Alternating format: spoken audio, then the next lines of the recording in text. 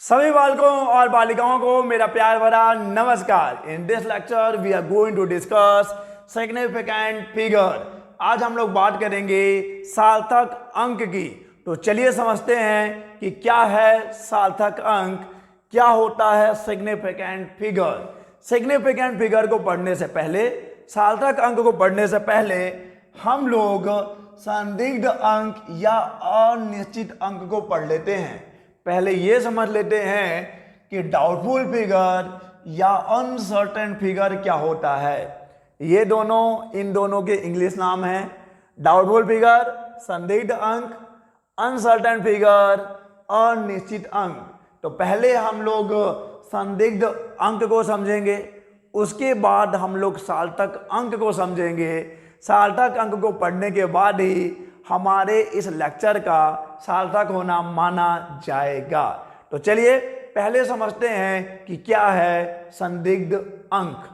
संदिग्ध अंक, हम जानते हैं कि भौतिकी एक मापन विज्ञान है जिसके अंतर्गत विभिन्न विभिन्न भौतिक राशियों का मापन किया जाता है और मापन के लिए बहुत सारे मापन यंत्रों का उपयोग किया जाता है। मापन से संबंधित दो शब्द हमने पढ़े हैं इसके पहले के पहले वाले लेक्चर में। जिस भी बालक या बालिका ने वो लेक्चर देखा है उसे पता चल गया होगा कि मैं किन दो शब्दों की बात कर रहा हूं। मैं बात कर रहा हूं कि मापन में यथार्थता का क्या मतलब है और मापन में परिशुद्धता से क्या आशय है। तो अगर आपने वो लेक्चर नहीं देखा तो कृपया करके पहले वो लेक्चर देखिए, तब आप समझ पाएंगे कि यथार्थता और परिशुद्धता का क्या मतलब होता है। फिर भी हम लोग यहाँ पर इसको शॉर्ट व्यू में समझ लेते हैं, एकदम शॉर्ट व्यू में। अगर आपको इसको डिटेल में समझना है तो पहले जाके वो लेक्चर देखिए, वहाँ पे हमने इसको डिटेल में समझा है। यहाँ पर बस ऊपर ऊपर से समझ लेंगे। यथार्थता, अगर आपका मापित मान, अगर आपने मेजर किया है, अगर आपने मेजरमेंट किया है तो आपका मापित मान वास्तविक मान के जितना पास होगा, आपका मेजर्ड वैल्यू एक्चुअल वैल्यू के जितना पास होगा, आपके मापन की यथार्थता उतनी ही ज्यादा होगी। आप मापन करेंगे, किसी भी भौतिक राशि का मापन करेंगे, वो मापित मान है, वो मेजर्ड वैल्यू है, उसका कुछ एक्चुअल वैल्यू भी होगा।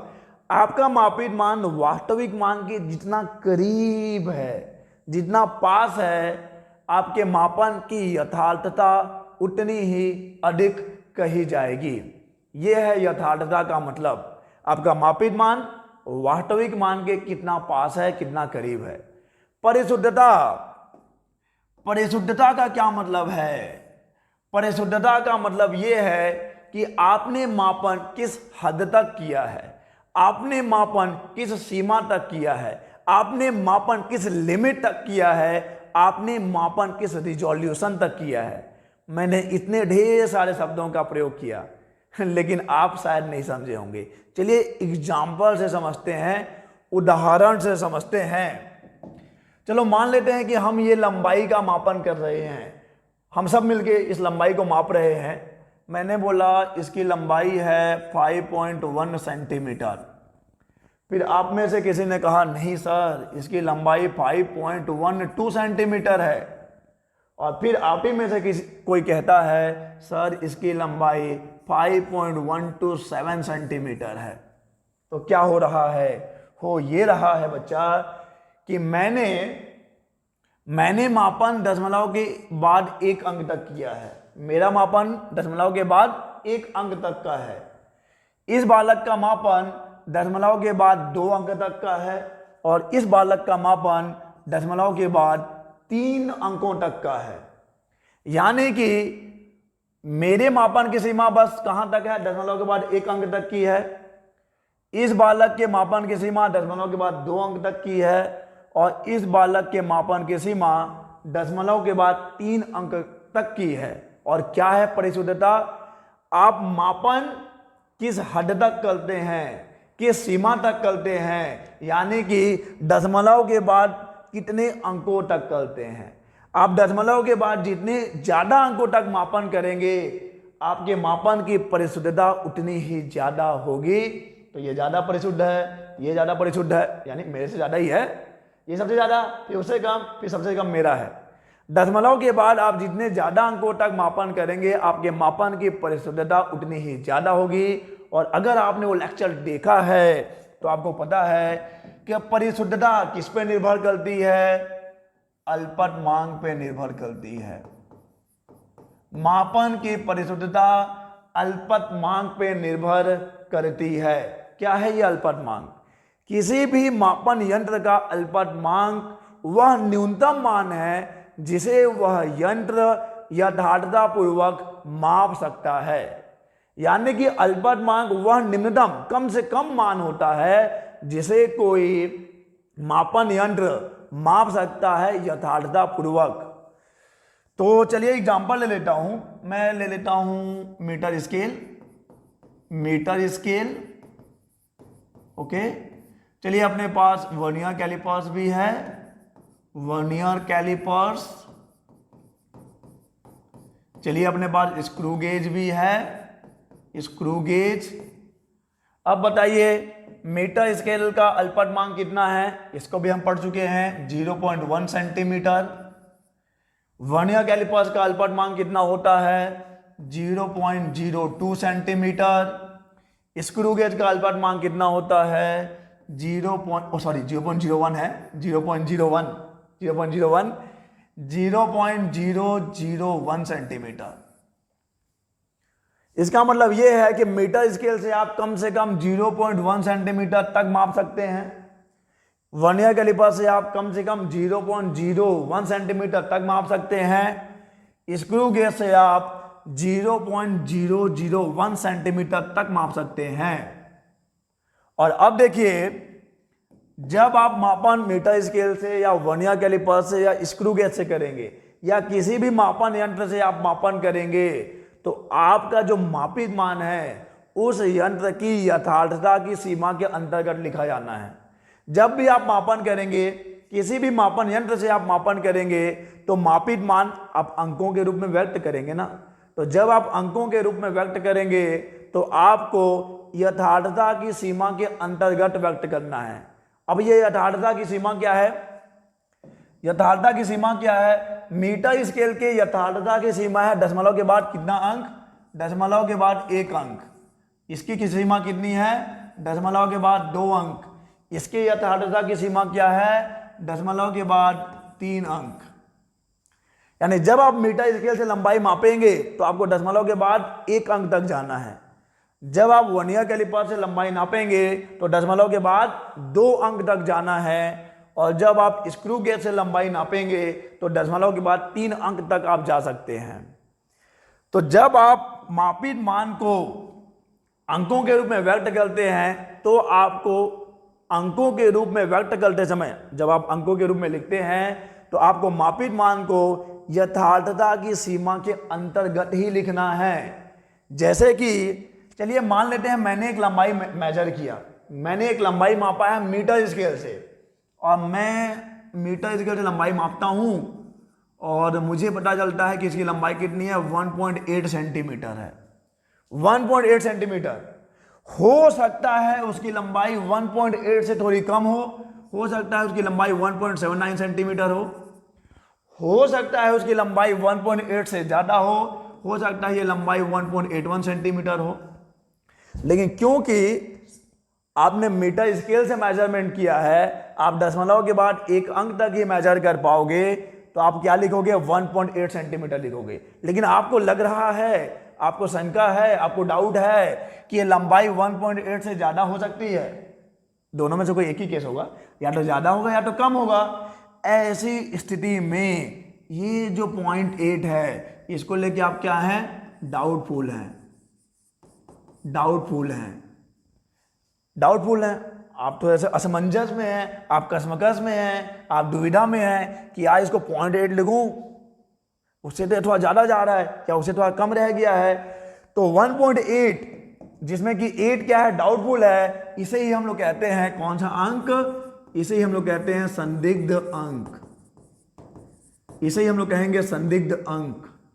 जिसको लेकर आप असमंजस में हैं, जिसको लेके आप कसमकस में हैं, जिसको लेके आप अनसर्टन हैं, श्योर नहीं है, आपको लग रहा है कि इससे अप एंड डाउन हो सकता है, और ऐसा नहीं है कि दशमलव के बाद का जो पहला अंक है वो डाउटफुल फिगर है, ऐसा नहीं होता है। चलिए मान लीजिए कि आपने लंबाई मेजर किया स्क्रू गेज से, तो आप लिख रहे हैं 5.421 सेंटीमीटर, तो ऐसा बिल्कुल नहीं लिखना कि ये जो है ये डाउटफुल फिगर हो गया, ना ना ना। आप लास्ट वाले को लेकर डाउट में रहते हैं हमेशा, जो लास्ट वाली डिजिट है उसको लेकर आप डाउट में रहेंगे, यानी कि ये जो 1 है ये है डाउटफुल, ये है डाउटफुल। जो लास्ट वाली डिजिट रहती है वो डाउटफुल डिजिट कहलाती है। ये आप हमेशा याद रखेंगे कि जब भी आप मेजरमेंट करते हैं तो लास्ट वाली जो डिजिट है वो डाउटफुल डिजिट कहलाती है, संदिग्ध अंक कहलाती है। तो क्या हो रहा है, परिभाषा कुछ इस प्रकार होगा, जब किसी माप को किसी मापन यंत्र की यथार्थता की सीमा के अंतर्गत लिखा जाता है तो उस माप के अंतिम अंक को संदिग्ध अंक या अनिश्चित अंक कहते हैं। जब भी आप मेजर्ड वैल्यू को किसी भी यंत्र की यथार्थता की सीमा के अंतर्गत लिखोगे, आपकी मजबूरी है, जब आप स्केल से मेजर करोगे मीटर स्केल से तो दशमलव के बाद 1 अंक तक ही जा सकते हो।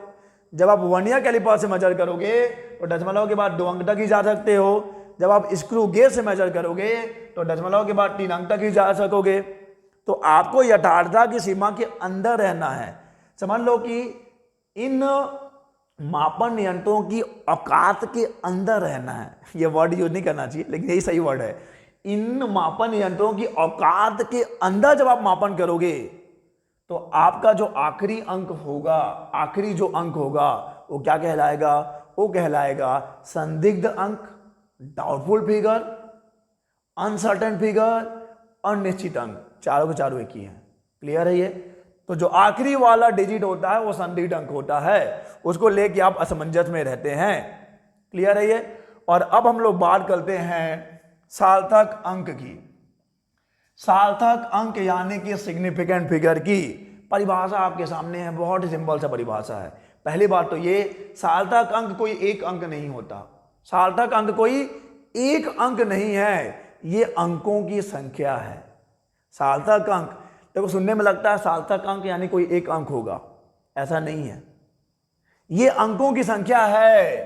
किसी भौतिक राशि को यथार्थता पूर्वक व्यक्त करने के लिए उपयोग में लाए गए अंकों की संख्या को सार्थक अंक कहते हैं। जब आप मेजरमेंट करते हैं, जब आप मापन करते हैं और उस मापन को जब आप अंकों के रूप में व्यक्त करते हैं तो आप कितने अंकों का उपयोग करते हैं, आपने कितने अंकों का उपयोग किया है उस मापन को यथार्थता पूर्वक व्यक्त करने के लिए, उन्हीं अंकों की संख्या को हम लोग कहते हैं सार्थक अंक। Okay, the number of digits which are used to express the measured value accurately, मापे गए मान को यथार्थता पूर्वक व्यक्त करने के लिए जितनी अंकों का उपयोग किया जाता है, जितने अंकों का, जितने डिजिट्स का उपयोग किया जाता है उसे ही हम लोग कहते हैं सार्थक अंक। जैसे कि चलो हम एक द्रव्यमान का मापन करते हैं। हमने द्रव्यमान को मापा 318.5 ग्राम, ग्राम में मापेंगे या किलोग्राम मापेंगे आप। तो मैंने कितने अंकों का उपयोग किया यहाँ पर, 1 2 3 4। यहाँ पे कितने सिग्निफिकेंट फिगर्स हो गए, 4 हो गए। चलो आपने एक लंबाई मापन किया मीटर स्केल से, आपने लिख दिया 3.7 सेंटीमीटर। तो कितने नंबर ऑफ डिजिट हो गए यहाँ पर, 1 2 2, यही है बस। और याद रखिए कि आपके मापन में जितने ज्यादा सार्थक अंक होंगे आपके मापन की यथार्थता उतनी ही अधिक होगी। किसी माप में सार्थक अंकों की संख्या जितनी अधिक होती है वह माप उतना ही अधिक यथार्थ होता है। जितने ज्यादा नंबर ऑफ डिजिट्स, जितनी ज्यादा सार्थक संख्या होगी आपके मापन में, आपका मापन उतना ही यथार्थ कहा जाएगा।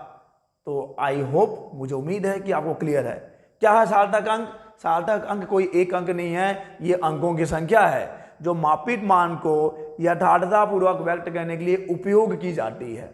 अंकों की संख्या है सार्थक अंक। अंकों की संख्या काहे के लिए? यथार्थतापूर्वक व्यक्त करने के लिए। जितने ज्यादा सार्थक अंक होंगे आपके मापन की यथार्थता उतनी ही अधिक होगी। चलिए आगे चलते हैं। जब आप सार्थक अंक ज्ञात करेंगे तो आपको किन किन बातों पे ध्यान रखना है, यानी कि हम लोग नियम की बात करने वाले हैं। क्या क्या रूल्स हैं सार्थक अंक को ज्ञात करते करते। जब आप सार्थक अंक ज्ञात करेंगे तो क्या क्या रूल्स आपको अपने दिमाग में रखने हैं। ओके, सबसे पहले, और बहुत ही इसको सावधानी से समझिएगा, सबसे पहले देखिए क्या बोल रहे हैं हम लोग। संख्या में दशमलव का स्थान परिवर्तित कर देने पर भी सार्थक अंक की संख्या वही रहती है। और याद रखिए मैं अभी बात कर रहा हूं वैसी संख्या की, ऐसी संख्या की जो एक से बड़ी है। जैसे कि मान लो कि यहां पे है 4209.6104। ओके, एक से बड़ी है ना, ये बहुत बड़ी है। तो इसमें कितने नंबर ऑफ डिजिट्स हैं? 1 2 3 4 5 6 7 8, 8 नंबर ऑफ डिजिट्स हैं। अब अगर आप जीरो को आगे पीछे कर देते हैं, मान लो मैं इसको ऐसा लिख देता हूं 42.096104। दशमलव को आगे पीछे करने के बाद भी 1 2 3 4 5 6 7 8 नंबर ऑफ डिजिट्स कितना है? 8 ही है। दशमलव को इधर उधर खिसकाने के बाद भी सार्थक अंकों की संख्या में कोई परिवर्तन नहीं होता है। अगर संख्या क्या है, अभी तो एक से बहुत बड़ी है, तो मतलब बड़ी होनी चाहिए, एक से छोटी नहीं होनी चाहिए। 0.001 या 0.006, 0.0101 ऐसा नहीं होना चाहिए, एक से बड़ी होनी चाहिए। तो दशमलव का स्थान परिवर्तित कर देने पर भी सार्थक अंकों की संख्या क्या रहेगी? वही रहेगी। आगे चलते हैं। दो अशून्य संख्याओं के बीच समस्त शून्य सार्थक अंक होते हैं। दो अशून्य संख्या कहने का मतलब यह है बच्चा, मान लो ये 4 है, ये 0 0 0 1 फिर 8 0 0 9 आ गया। तो ऐसा नहीं करना है कि आप जीरो को नहीं गिनोगे। दो अशून्य संख्याओं के बीच जितना भी जीरो है वो सबको गिनना है। 1 2 3 4 5 6 7 8 9, कितने नंबर ऑफ डिजिट्स? 9। दो अशून्य संख्याओं के बीच, अच्छा दशमलव वाला भी होगा तो भी कोई दिक्कत नहीं है। 8.001009, यहां पे कितने हैं भाई सिग्निफिकेंट फिगर्स? दो अशून्य संख्याओं के बीच जितना भी जीरो होगा, ये अशून्य संख्या है, ये अशून्य संख्या है, वैसे ये भी अशून्य संख्या है। तो दो अशून्य संख्याओं के बीच है तो उसको गिनेंगे आप। दो अशून्य संख्याओं के बीच है तो गिनेंगे आप उसको। 8.001009, तो 1 2 3 4 5 6 7, टोटल कितना हो गया? 7 हो गया। दो अशून्य संख्याओं के बीच चाहे कितना भी जीरो हो, दशमलव वाला भी हो तो चलेगा, दशमलव वाला भी हो, दशमलव कहीं भी हो, अगर दो अशून्य संख्याओं के बीच है जीरो तो उस जीरो को भी, उस शून्य को भी आपको सार्थक अंक में गिनना पड़ेगा। चलिए आगे चलते हैं। अब देखिए प्रथम अशून्य संख्या के बाईं ओर, जरा ध्यान दीजिएगा, चीजें कॉम्प्लिकेटेड होते जाएंगी।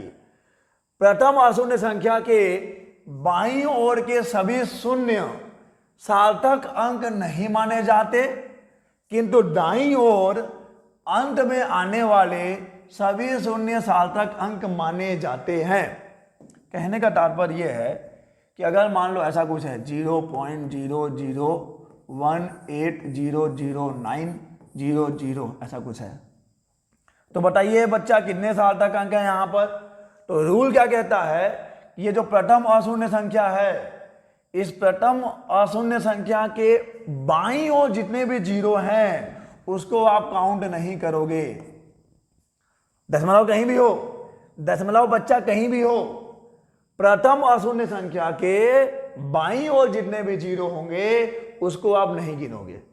ओके, लेकिन अगर संख्या दशमलव वाला है तो जो दाईं ओर जीरो है, जो लास्ट में, जो एकदम लास्ट में जीरो है, उनको गिनना होता है। और ये तो आप पहले ही पढ़ चुके हो कि दो अशून्य संख्या के बीच जितने भी शून्य होंगे उसको तो गिनना ही गिनना है। तो बताओ कितने हो गए? 1 2 3 4 5 6 7, टोटल 7 हो गए। चलो एक दो एग्जाम्पल और लेते हैं। मान लीजिए ऐसा कुछ है 0.01700 है। चलिए बताइए कितने हैं यहाँ पर सिग्निफिकेंट फिगर्स, कितने हैं यहाँ पे सार्थक अंक? तो रूल ये कहता है कि जो पहला नॉन जीरो है उसके लेफ्ट में जितना भी जीरो है उसको तो आप गिनोगे ही नहीं गिनना उसको। राइट में जितने भी जीरो होंगे, दाएं साइड में जीरो होंगे, उसको गिनना है। तो 1 2 3 4 हो जाएंगे। दशमलव वाली अगर संख्या है, दशमलव वाली संख्या के लास्ट में जितने भी जीरो हो उसको गिनना है। और ये तो आप पहले ही पढ़ चुके हो कि दो अशून्य संख्याओं के बीच जितने भी जीरो हो, दो अशून्य संख्याओं के बीच जितने भी जीरो हो उसको तो गिनना ही गिनना है। अगर संख्या दशमलव वाली है तो लास्ट वाले जीरो को भी गिनना है, लेकिन प्रथम अशून्य संख्या के बाईं ओर जो जीरो होता है उसको नहीं गिनना है, उसको काउंट नहीं करना है।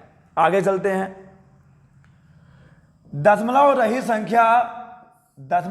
संख्या के दाईं ओर अंत में आने वाले शून्य सार्थक अंक में सम्मिलित नहीं किए जाते। यह दशमलव वाली संख्या थी। दशमलव वाली संख्या में आपने क्या किया? इसको गिना, इसको गिना। दशमलव वाली अगर संख्या है तो लास्ट में जो शून्य आते हैं उसको काउंट किया जाता है। लेकिन अगर संख्या क्या है? दशमलव रहित है, 8400500 है। चलो बताओ कितने हैं यहाँ पे सिग्निफिकेंट डिजिट्स? दिख नहीं रहा क्या बच्चा? 8400500। कितने हैं यहाँ पे सार्थक अंक? तो ये संख्या है दशमलव रहित, और अगर संख्या दशमलव रहित है तो जो लास्ट में जीरो हैं उसको नहीं गिनना होता है। तो 1 2 3 4 5 आ जाएगा, क्योंकि दो अशून्य संख्याओं के बीच जीरो है तो उसको गिनना है। अगर मान लीजिए यहाँ पे कोई संख्या आ जाती तो सबको गिनना पड़ता। ओके, दो अशून्य संख्याओं के बीच जितना भी जीरो हो गिनना है। अगर दशमलव वाली संख्या है तो दशमलव के पहले, अच्छा दशमलव के पहले वाली बात नहीं है, प्रथम अशून्य संख्या के पहले, प्रथम अशून्य संख्या के बाईं ओर जितना भी जीरो होता है उसको नहीं गिनना है। अगर दशमलव वाली संख्या है तो लास्ट वाले जीरो को गिनना है। अगर दशमलव रहित संख्या है तो लास्ट वाले जीरो को नहीं गिनना है। लेकिन यहाँ पे है ट्विस्ट, यहाँ पे है एक क्या ट्विस्ट ही सही वर्ड है, एक मजेदार बात कि अगर मान लीजिए दशमलव रहित संख्या मापन से प्राप्त होती है, आपके पास जो दशमलव रहित संख्या है वो कहाँ से मिली है आपको? वो मापन से मिली है। तो अंत में आने वाले शून्य भी सार्थक अंक में सम्मिलित किए जाएंगे। मैंने एक लंबाई मापा है और मैंने बोला है कि कितना मीटर है? ये 400 मीटर है। तो ऐसा नहीं है कि बोलोगे यहाँ पर कि दशमलव, ऐसा आप नहीं बोलोगे कि यार यहाँ पर केवल सार्थक अंक एक ही है। अगर वो मापन से मिला है, मापन से मिला है तो आपको इन पीछे आने वाले जीरो को भी गिनना है, भले से संख्या क्या है? दशमलव रहित है। अगर संख्या मापन से मिलती है तो लास्ट वाले जीरो को भी गिनना है। अगर दशमलव वाली संख्या है तो गिनना ही गिनना है। अगर दशमलव रहित संख्या है, मापन से मिली है, तो भी लास्ट वाले जीरो को काउंट करते हैं। कितने हो जाएंगे? 3 हो जाएंगे। दशमलव रहित संख्या जो कि मापन से हमको मिली है उसके पीछे, उसके लास्ट में आने वाले जीरो को भी सार्थक अंक में गिना जाता है। तो जीरो को लेकर ही बहुत सारे कॉम्प्लिकेशंस हैं यहाँ पर। चलिए आगे बढ़ते हैं। अब आगे देखिए क्या है कि यदि संख्या को 10 की घात के रूप में व्यक्त किया जाता है तो 10 और उसकी घात को सार्थक अंक में नहीं लेते। मतलब कि अगर मान लीजिए 4.200 इंटू 10 के घात में, अच्छा 9 है, तो 10 के घात में है तो उसको तो आप भूल जाइए, 10 के घात में है उसको नहीं गिनना है। बाकी इधर आप रूल लगाइए, क्योंकि दशमलव वाली संख्या है तो लास्ट में आने वाले जीरो को भी गिनेंगे तो 1 2 3 4 हो जाएगा। 4.8 इंटू 10 की घात में 17। कितने हैं यहां पर सार्थक अंक? एक और दो बस। 10 और उसकी घात, अगर 10 की घात 17 है मतलब इसके पीछे 17 जीरो लगा है तो उसको गिनना नहीं है। अगर 10 की घात में है तो ना तो आप 10 का जिक्र करिए ना तो उसके घात का जिक्र करिए, उसको भूल जाइए, वो आपके कैलकुलेशन में आना ही नहीं है। 10 की घात को आपको नहीं गिनना है, बाकी इधर जो संख्या होती है उसमें जो रूल्स लग रहा है वो आप लगाइए। ओके, चलिए आगे बढ़ते हैं। मात्रक बदल जाने से सार्थक अंकों की संख्या में कोई प्रभाव नहीं पड़ता। अगर आप मात्रक बदल रहे हैं, हम लोग एग्जाम्पल यहां पे लेंगे लंबाई का, उसको समझना आसान है। मान लीजिए आपने एक लंबाई का मापन किया और आपको लंबाई मिला है 0.0423 सेंटीमीटर, सॉरी मीटर, चलिए मीटर, इतना मीटर आपको मिला है, यह मापन से मिला हुआ है। रूल लगाइए, यहां पर कितनी सार्थक संख्याएं हैं? ये पहला नॉन जीरो है, ये प्रथम अशून्य संख्या है, इसके बाईं ओर जितना भी जीरो है उसको आप नहीं गिनोगे तो 1 2 3 आ जाएगा। कितना है यहाँ पर? यहाँ पे 3 है सार्थक अंकों की संख्या। अब अगर ये मापित मान है, आपने मीटर में मापा है 0.0423 मीटर, इसको आप सेंटीमीटर में बदल रहे हैं, 100 का गुणा करेंगे आप, इसको आप सेंटीमीटर में बदलेंगे, 100 का गुणा करेंगे तो 1 2 क्या हो जाएगा? ये 4.23 सेंटीमीटर हो जाएगा। फिर भी इसमें सार्थक अंक कितना है? फिर भी इसमें सार्थक अंक 3 ही है। अगर इसको आप mm में लिखेंगे, mm में कितना होगा? ये 42.3 mm होगा, तो भी इसमें कितना है सार्थक अंक? तो भी इसमें सार्थक अंक 3 ही है। तो अगर आप मात्रक बदल रहे हैं फिर भी सार्थक अंकों की संख्या में कोई परिवर्तन नहीं होता है, याद रखना है आपको। एग्जाम्पल आपके सामने है, आगे चलते हैं। अच्छा, इसको करने से पहले यहां पे और समझिए। मान लीजिए आपने लंबाई नापा, आपने लंबाई मेजर किया है 400 मीटर, आपने मेजर किया है, आपने मापा है, मापित मान है। और अगर मापित मान है तो लास्ट वाले जीरो को गिनते हैं ना बच्चा, तो कितने हैं यहाँ पे सार्थक संख्या? 3 है। लेकिन अगर मैं इसको किस में लिख दूं? अगर मैं इसको लिख देता हूं सेंटीमीटर में, तो मैं 100 से इंटू करूंगा, 100 से इंटू करूंगा तो ये ऐसा सेंटीमीटर हो जाएगा। तो क्या आप बोलोगे आप इसमें कि 1 2 3 4 5 है सार्थक अंक? नहीं नहीं नहीं, 5 नहीं हो सकता, क्योंकि आपने मापन तो बस इतना किया है, ये तो गुणा करने पे आया है, गुणा करने पे जो आया है उसको नहीं गिनते हैं। इसीलिए तो इसको लिखने का तरीका है, कैसे लिखेंगे आप? 4.00 इंटू 10 के घात में 2 सेंटीमीटर लिखेंगे आप। लिखने का तरीका है ये, ऐसा लिखा है और ऐसा लिखा है, दोनों का गणितीय अर्थ तो सेम ही है। ओके, लेकिन ये है तरीका, विज्ञान फिजिक्स में ऐसा लिखा जाता है, इसलिए बोलते हैं 10 के घात में लिखिए आप, क्योंकि जो 10 के घात में है उसको गिनना नहीं है। तो यहां पे अभी देखो 4.00 पॉइंट वाला है, डेसिमल वाला है, दशमलव वाला है, तो लास्ट वाली संख्या को तो लेना ही है, लास्ट वाले जीरो को तो लेना ही है। इसको लेना पड़ेगा, इसको लेना पड़ेगा, इसको लेना पड़ेगा, तो कितना है? 3 है। तो अगर आप गुणा करके लाते हैं तो क्या होगा?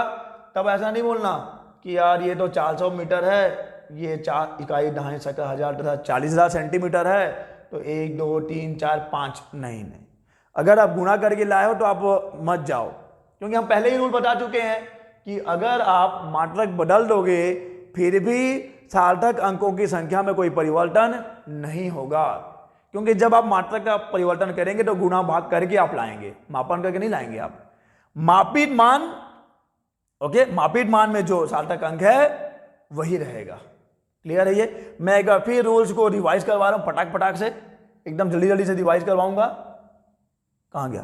पहला रूल क्या है कि संख्या में दशमलव का स्थान परिवर्तित अगर आप कर देंगे, संख्या में दशमलव का स्थान परिवर्तित कर देने पर सार्थक अंकों में कोई परिवर्तन नहीं होगा। ओके, 2 अशून्य संख्याओं के बीच चाहे जितना भी जीरो हो सबको सार्थक अंक में लेना है। उसके बाद क्या है बच्चा?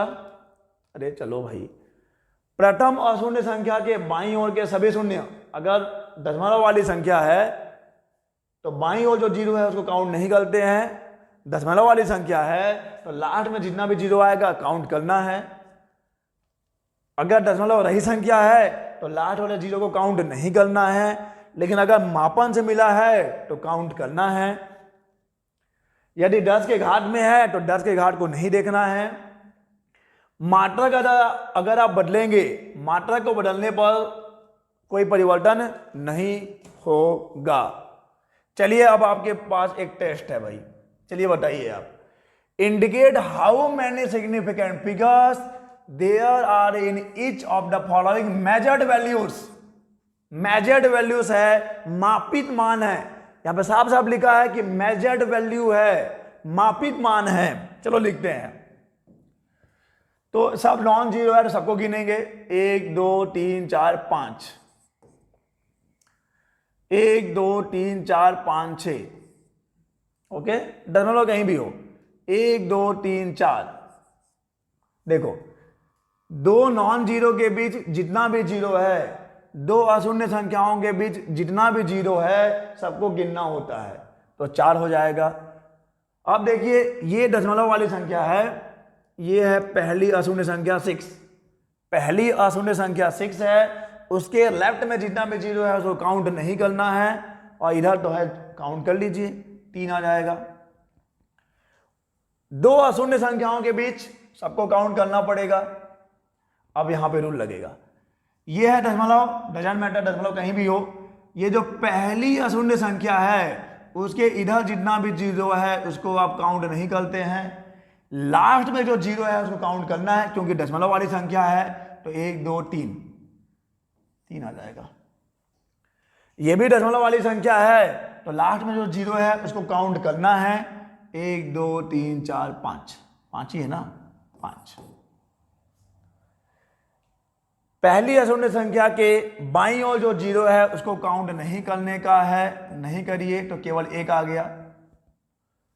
और यहां आपको लग रहा होगा कि 1 2 3 4 5 तो जो जीरो है उसको काउंट नहीं करेंगे, क्योंकि ये संख्या दशमलव रहित है, और दशमलव रहित वाली संख्या में जो पीछे वाले जीरो होते हैं, जो पीछे वाले शून्य होते हैं, उसको हम लोग काउंट नहीं करते हैं।